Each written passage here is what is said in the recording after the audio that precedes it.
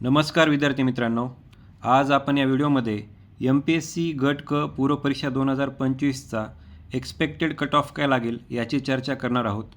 तसेच हा cut off 50च्या खाली जाईल का याबाबतही आपण चर्चा करणार आहोत, कारण की बऱ्याचशा जागा वाढलेल्या आहेत आणि हा कट ऑफ खाली जाण्याची इथं शक्यता आहे. तसेच मुख्य परीक्षा ही जवळ आलेली आहे आणि रिझल्ट कधी लागेल असं बऱ्याच जणांचं इथं विचारणं आहे आणि या रिझल्ट कधी लागेल याच्यावरही आपण चर्चा करणार आहोत. त्याच्यामुळे तुम्ही हा व्हिडिओ शेवटपर्यंत व्यवस्थित बघा. सर्वप्रथम आपणा सर्वांनाच माहिती आहे की महाराष्ट्र गट क पूर्व परीक्षा 2025 ही 11 जानेवारीला झालेली आहे आणि या परीक्षेची फायनल आन्सर की आयोगाने 5 मार्चला जाहीर केलेली आहे. परंतु पूर्व परीक्षेचा रिझल्ट अजूनही जाहीर केलेला नाही आहे. मुख्य परीक्षा ही 7 जूनला अपेक्षित आहे. सो एकंदरीत आपण बघितलं तर आज 28 एप्रिलपासून या मुख्य परीक्षेला 40 दिवस उरलेले आहेत.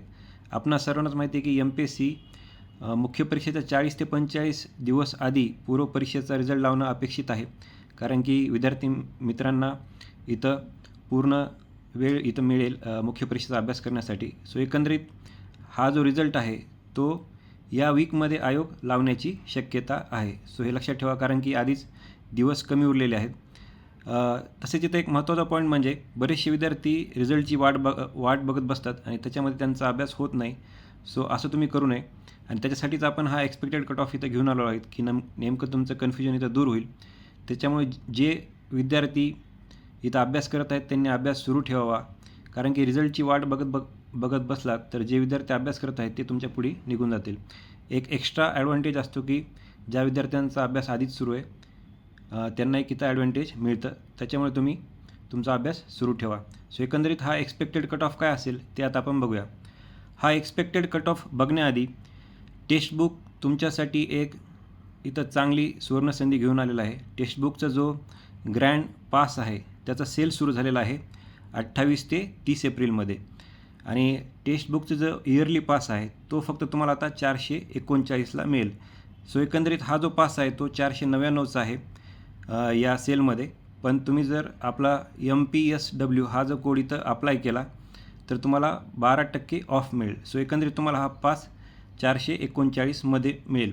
सो एकंदरीत टेक्स्टबुकच्या आधी pass pro max, pass elite असे पास असायचे आणि विद्यार्थ्यांना इथं जास्त पैसे द्यावे लागायचे. पण आता टेक्स्टबुकनं एक सर्वांसाठी चांगली जी गोष्ट केलेली आहे तो एकच पास ठेवलेला आहे, टेक्स्टबुक पास.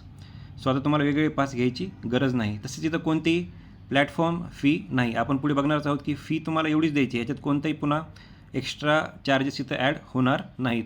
आणि याची जी लिंक आहे ती तुम्हाला डिस्क्रिप्शन बॉक्समध्ये मी दिलेली आहे. त्या लिंकवर जर तुम्ही क्लिक केलं तर आपोआप हा कोड इथं अप्लाय होईल. सो एकंदरीत टेक्स्टबुकचा जो हा ग्रँड पास आहे याच्यामध्ये तुम्हाला काय काय मिळेल तर याच्यामध्ये तुम्हाला बऱ्याचशा एक्झामच्या मॉक टेस्ट मिळतील. आणि ह्या एक्झाम कोणत्या आहेत तर UPSC, स्टेट PSC जसं की MPSC, SSC, bank, RRB, UGC, net या सर्व परीक्षांचे मॉक टेस्ट तुम्हाला इथं मिळतील. सो जर तुम्ही 2-3 परीक्षेचं इथं तयारी करत असताल तर तुम्हाला हा एकच पास घ्यायचा आहे, वेगळे पास घेण्याची गरज नाही. तसेच आपण बऱ्याच वेळेस MPSCचे किंवा इतर परीक्षांचे जे PIQ आहेत तो इथं गुगलवर सर्च करतो, तो मोस्ट ऑफ द टाईम आपल्याला जो योग्य उत्तर मिळतं ते टेक्स्टबुकच्या वेबसाईटवरच मिळतं. सो तुम्ही इथं PIQ सॉल्व करू शकता. रँकर्स टेस्ट सिरीज इथं तुम्हाला मिळेल, स्टडी नोट्स मिळतील, रिअल टाईम डाऊट सपोर्ट इथं तुम्हाला टेक्स्टबुककडून दिला जाईल. तसेच unlimited practice questions, unlimited live test इथं तुम्हाला मिळतील. त्याच्यामुळे 28 ते 30 एप्रिलमध्ये तुम्ही हा पास लवकरात लवकर घ्या. तसेच जे टेक्स्टबुक पासच्या आधीचे युजर्स असतील त्यांना फ्री अपग्रेड मिळेल, त्यांना वेगळा पास घेण्याची गरज नाही आहे. सो हे लक्षात ठेवा, या एकाच पासमध्ये तुम्हाला सर्व हे जे इथं ॲडव्हान्टेजेस आहेत हे बेनिफिट्स तुम्हाला इथं मिळतील. So all in one single subscription. तसेच तुम्ही जर डिस्क्रिप्शनच्या लिंकवर क्लिक केलं तर आपोआप आपला जो कोड आहे तो तुम्हाला इथं लागू होईल आणि तुम्ही बघू शकता की इयरली टेक्स्टबुक पास 439लाच तुम्हाला इथं मिळेल. तसेच इथं कोणतीही एक्स्ट्रा फीस किंवा प्लॅटफॉर्म फी लागणार नाही. हा पास तुम्हाला 439मध्येच मिळेल. सो याची तुम्ही इथं फायदा करून घ्या. चला तर आपण आता एक्सपेक्टेड कट ऑफ काय लागेल हे बघूया गट क पूर्व परीक्षेचा. त्याआधी आपण बघूया की कट ऑफ ठरवणारे घटक कोणते असतात. सो एकंदरीत पोस्ट हा सर्वात महत्त्वाचा घटक आहे. आपणा सर्वांना माहिती आहे की पूर्व परीक्षेची जेव्हा जाहिरात आली होती तेव्हा एकंदरीत पोस्ट ह्या 938 होत्या. त्याच्यानंतर पोस्ट बऱ्याचशा वाढलेल्या आहेत आणि ह्या पोस्ट आता एकंदरीत झालेल्या आहेत 1741. सो एकंदरीत ह्या पोस्ट खूप जास्त झालेल्या आहेत आणि त्याच्यामुळेच कट ऑफ इथं खाली येण्याची शक्यता आहे. तसेच मुख्य परीक्षेसाठी आपण बघितलं की वॅकन्सीच्या 16 पट किंवा 16.5 पट विद्यार्थी इथं घेतले जातात. त्याच्यामुळे आपण जर बघितलं तर एकंदरीत 27,856 किंवा त्याच्यापेक्षा जास्तच विद्यार्थी इथं मुख्य परीक्षेसाठी पात्र होतील. तसेच पेपरची पातळी जर आपण बघितली तर पेपर हा बहुतांश विद्यार्थ्यांना इझीच गेलेला आहे. काही प्रश्नही मॉडरेट होते. सो एकंदरीत पेपरची पातळी ही इझी टू मॉडरेटच होती. तसेच आपण कट ऑफ बघितलं तर तो आयोग डेसिमल पॉईंटमध्ये लावतो.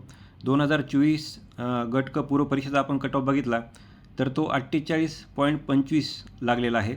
सो एकंदरीत ज्या विद्यार्थ्यांना 48 मार्क होते ते इथं पास झालेले नाहीत. सो हे 0.25 मार्क्ससुद्धा इथं महत्त्वाचे असतात. त्याच्यामुळे हे डेसिमल पॉईंटमध्ये लागणारा कट ऑफ हा सुद्धा इथं महत्त्वाचा फॅक्टर आहे. तसेच फायनल आन्सर कीमध्ये आपण बघितलं की गट बच्या फायनल आन्सर कीमध्ये काही चेंजेस झाले नव्हते. पण गट कची जी पूर्व परीक्षा आहे त्याच्यामध्ये काही चेंजेस झालेले आहेत. एक क्वेश्चन हा कॅन्सल झालेला आहे आणि 2 प्रश्नांची उत्तरं बदललेली आहेत. एकंदरीत ज्या विद्यार्थ्यांसोबत माझं डिस्कशन झालेलं आहे याच्या फायनल आन्सर कीनंतर असं दिसून येतं की बऱ्याचशा विद्यार्थ्यांची 1 ते 2 मार्क कमीच झालेले आहेत. सो एकंदरीत याचासुद्धा कट ऑफवर इथं परिणाम होईल. चला तर आपण आता एक्सपेक्टेड कट ऑफ बघूया. सो एकंदरीत जो एक्सपेक्टेड कट ऑफ आहे आपण बघितला की 2024पेक्षा 2025मध्ये जागा जास्त आहेत आणि 24चा जो कट ऑफ आहे तो 48.25 लागलेला आहे. सो त्या अनुषंगानेच आपण हे ॲनालिसिस केलं आहे आणि यावेळेस जर आपण एक्सपेक्टेड कट ऑफ बघितला तर ओपनचा 49 ते 51मध्ये राहील. OBCचा सुद्धा तेवढंच राहील 49 ते 51. SC कॅटेगरीचा कट ऑफ हा 47 ते 50मध्ये राहण्याची शक्यता आहे आणि ST कॅटेगरीचा कट ऑफ हा 39 ते 42मध्ये राहील. SBCचा कट ऑफ हा 49 ते 51मध्येच राहील. तसेच VJA, NTC, NTD यांचाही कट ऑफ 49 ते 51मध्येच राहील, म्हणजे तो ओपन एवढाच राहील. तसेच NTBचा कट ऑफ हा एखाद्या मार्काने कमी लागू शकतो, तो 48 ते 50मध्ये राहील.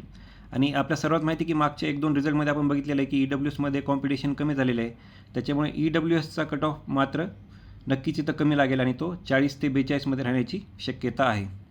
तसेच आपण फिमेल कॅटेगरीसाठी बघितलं तर फिमेलचा कट ऑफ हा जनरलपेक्षा 1-2 मार्कांनी कमीच लागतो. जर इथं आपण बघितलं तर फिमेल कट ऑफ हा 3-4 मार्क्सनी तर कमी लागण्याची शक्यता आहे. उदाहरणार्थ ओपनचा कट ऑफ आपण सांगितला की तो 49 ते 51मध्ये लागेल, तर फिमेल कट ऑफ हा ओपनचा 46 ते 49मध्ये असेल. SC कॅटेगरीचा कट ऑफ हा 47 ते 50 जनरलचा आणि फिमेलचा तो राहील 44 ते 46मध्ये. तसेच ST कॅटेगरीचा कट ऑफ हा आपण सांगितलं की 39 ते 42मध्ये राहील, तर फिमेल कॅटेगरीचा कट ऑफ इथं 36 ते 39मध्ये राहण्याची शक्यता आहे. आता दिव्यांगजन यांचा कट ऑफ हा त्यांच्या टाईपवर इथं अवलंबून असतो, टाईप A, B, C. पण एकंदरीत माझ्या मते 30 म्हणजे 25 ते 30मधील सर्व विद्यार्थी इथं सेफ आहेत आणि त्यांनी प्रिपरेशन सुरू ठेवावं. तसेच स्पोर्ट्स पर्सनचासुद्धा त्यांच्या कॅटेगरीनुसार कट ऑफ इथं बदलत राहतो. तरी इथे एक सांगायचं झालं तर 25 ते 30मधील विद्यार्थी इथं सेफ आहेत आणि त्यांनी त्यांचा अभ्यास सुरू ठेवावा. याच्यापेक्षाही कमी लागतो. दिव्यांगजनामध्ये काही कॅटेगरीचा कट ऑफ हा अत्यंत कमी लागतो, 10 ते 15मध्ये सुद्धा लागू शकतं. सो ते त्यांच्या टाईपवर डिपेंडिंग असतं. सो एकंदरीत हा एक्सपेक्टेड कट ऑफ आहे 49 आणि त्यापुढील सर्व विद्यार्थ्यांनी इथं व्यवस्थित अभ्यास करावा. तसेच या कट ऑफपेक्षा 1-2 मार्क तुम्हाला कमी जरी असतील तरी तुम्ही तुमचा अभ्यास सुरू ठेवा, कारण की कट ऑफ हा 48 किंवा 47सुद्धा लागू शकतो. सो एकंदरीत हा कट ऑफ आहे आणि सर्वांना शुभेच्छा. रिझल्टची वाट बघू नका, तुमचा अभ्यास सुरू ठेवा, कारण की अभ्यास जो आधी सुरू करतो त्याला नक्कीच ॲडव्हान्टेज इथं मिळतं. धन्यवाद.